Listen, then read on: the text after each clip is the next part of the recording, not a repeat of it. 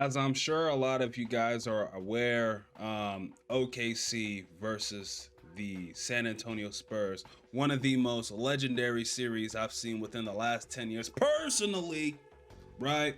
Shai Gilgeous-Alexander finally showed up for game 7, but brother, it was too late. You should have did that 6 games ago. If you did that for 2-3 out of the 7 games, we wouldn't be seeing a game 7 right now, right? The person, honestly, throughout this entire series that I can blame this loss on has to be Chet Holmgren.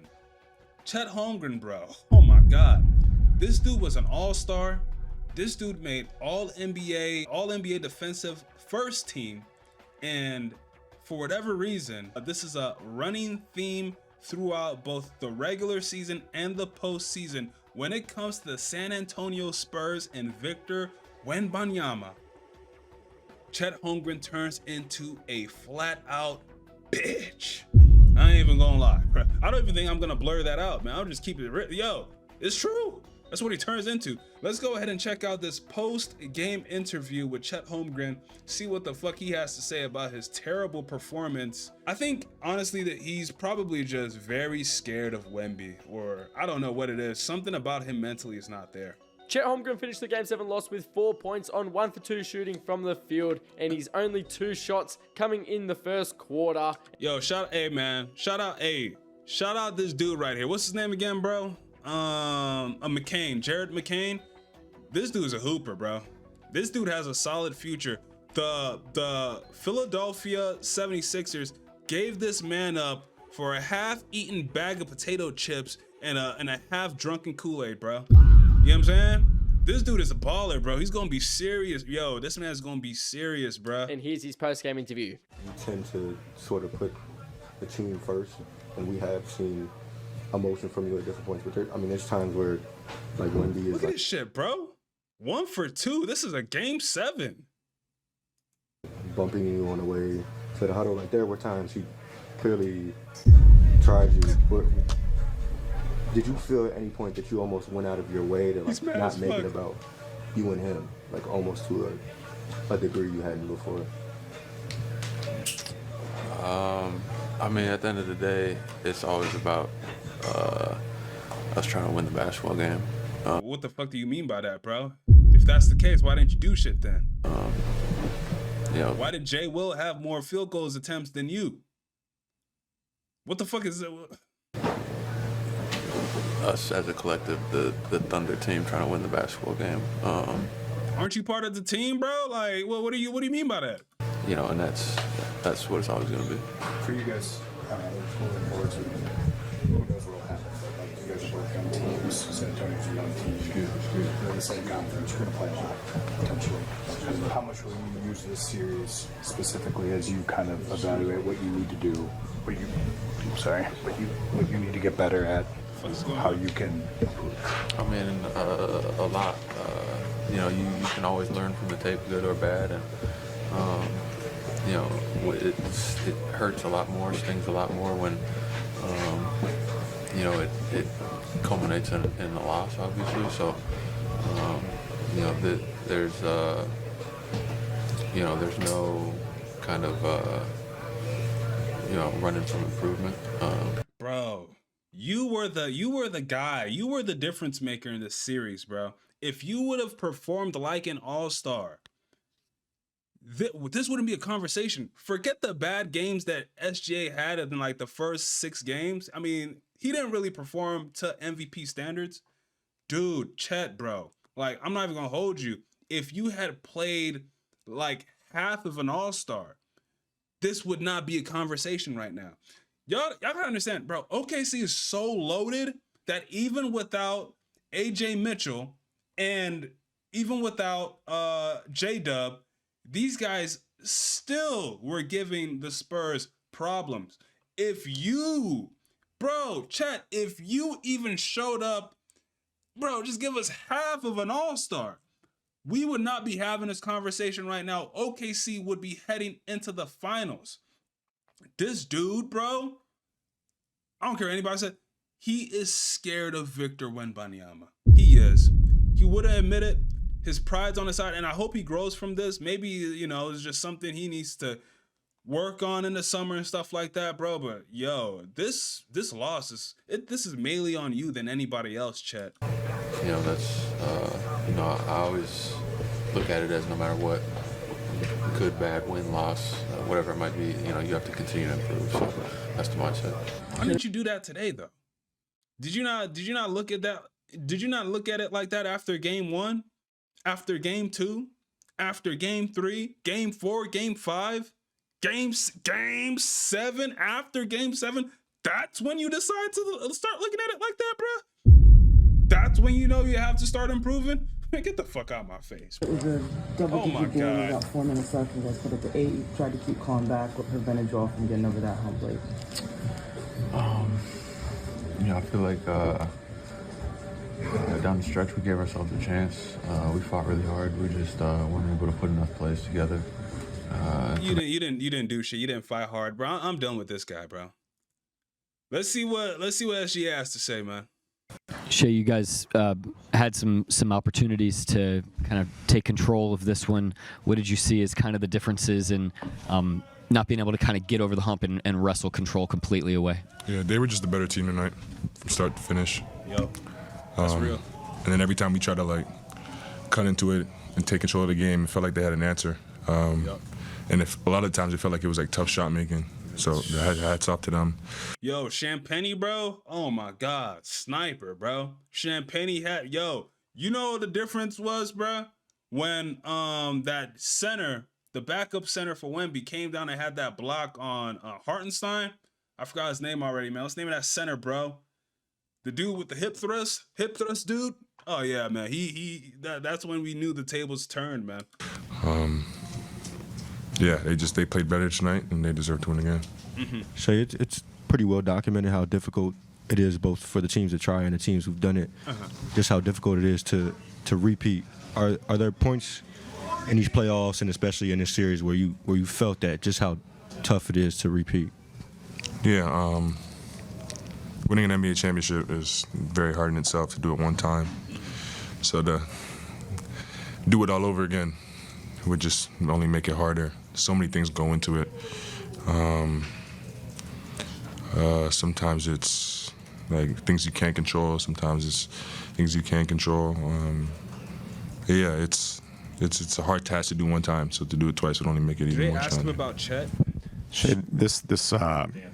This deal with the Spurs obviously really emerged as a rivalry this year.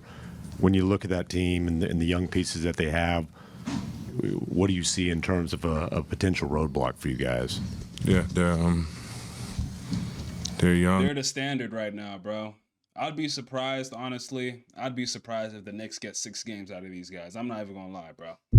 If the Knicks can even take this to a game 6 with the Spurs, I'll take my hats off to them. I'm thinking this is a gentleman's sweep, bro. I'm giving it 5 games against the Knicks, bro. These guys are hungry, dog. These guys are hungry, bro. They're talented, well coached, play the right way, play together. Seems like they like each other. They have the makeup for sure.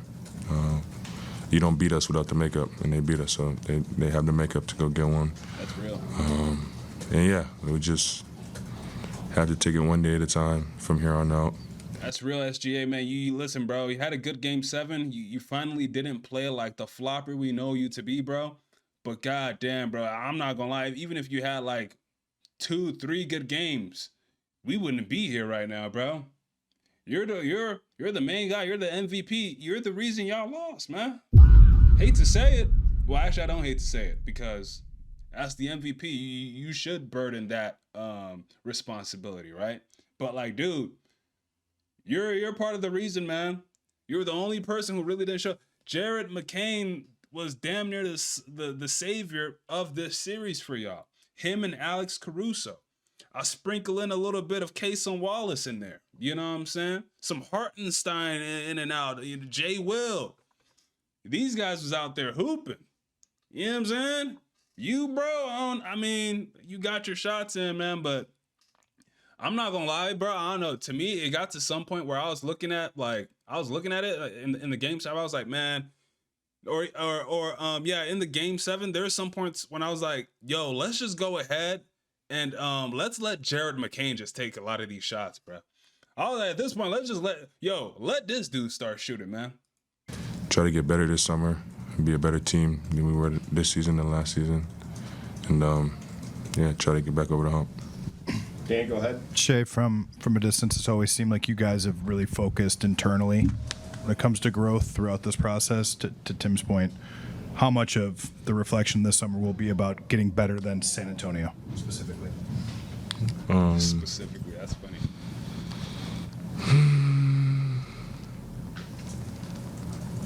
Bro, answer the question. I don't know. I'm not too sure. Sure. I think in the summertime, like you try to get better, and then you use the 82 games to figure out the bar and what needs to be done. Get out of my face, bro. Y'all need to, you need to trade Chet Holmgren. Try to get you if you can, try to get you a goddamn Giannis Antetokounmpo, and you go from there. Listen, man, I ain't gonna lie, SGA. A lot of other superstars in your position would not have lost this series, man. Keep it a bean. You're a 2-time MVP. I'm over here saying, dog, if Luka Doncic was on this roster, shout out my nigga Dame, right? If Luka Doncic was on this roster, they would not have lost this series. It would have been over in 6. You know what I'm saying? If Ant-Man was on this roster, it would have been over in 6. Shit, nigga, if Kate Cunningham was on this roster, it would have been over in 6. If LeBron James was on this roster, come on, man. Come on, SGA. Let's get him up out of here, man. Who else we got? Victor, you're going to the NBA Finals, and we saw your reaction after the final horn. Could you just sort of put into words what you're feeling right now? Victor Wembanyama. But this dude be hella dramatic and shit, bro. Just say something, dog. Goddamn. Winning the Larry O'Brien, it's a childhood dream. And having a real shot at it, having a chance, tangible chance at winning it, at realizing a dream, it's a chance. It's a lifetime chance, it's, you never know when it's gonna happen again. But it's, Man, this shit means a lot to this nigga, bro. You can feel it through the screen. The day we win it. I ain't gonna lie, bro. If I'm the Knicks, I'd be shook right now, man. This dude cares a little. I'm not gonna say too much, but he cares more than the average NBA player does these days, bro.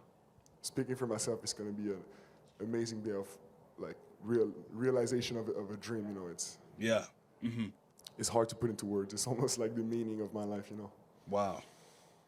Vic, along those lines, after the gold medal game in Paris, you had said you worried for your opponents in a couple of years. A couple of years later, is this kind of what you had in mind when you said that? Kind of, but I don't worry really for them. I'm not worried. I'm worried about us winning. That's what I'm thinking about. A lot of great moments from your supporting cast tonight, but I'm thinking of Luke's block on Hartenstein with about 6 minutes. How Oh yeah, Luke that? Cornett, that's his name. That was big. That was big. There's so many big time plays, so many.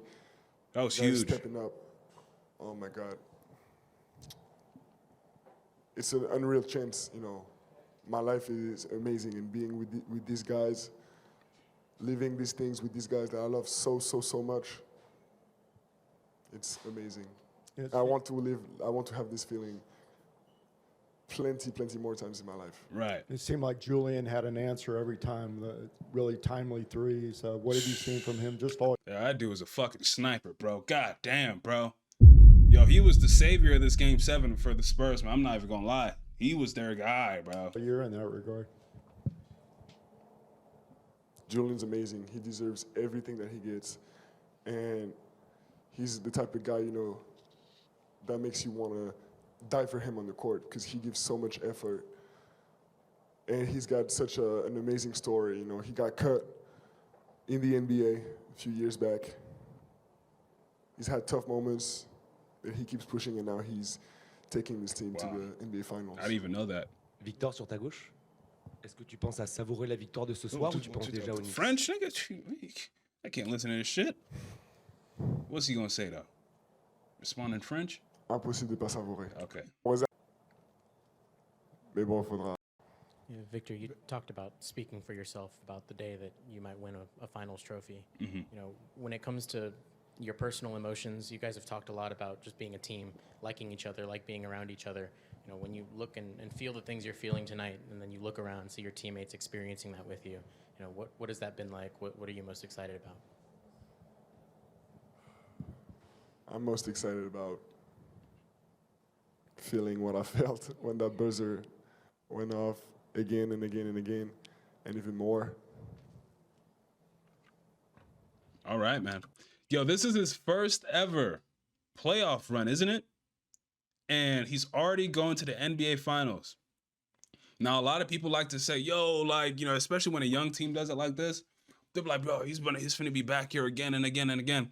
Victor understands the moment right now. Not everybody gets to just see this shit again, bruh. Think about it. The OKC Thunder and the 2012, 2013 Thunder, I think, after they went to the finals, everybody like, oh man, like, yo, they finna take over the West, blah, blah, blah. Never went back to the finals ever again. That's when OKC had Westbrook and Harden, you know, obviously KD and them. They got rid of Harden the next season, it was over with. So he understands, like, yo, we gotta get to this shit right now. And honestly, they have a weaker opponent than the OKC Thunder did in 2012, 2013 when they had to play the Heatles, obviously with Chris Bosh, Dwayne Wade, LeBron James, stuff like that. These guys, they're playing another team that's going to be there for the first time. So this is your time, man. They understand that, bro.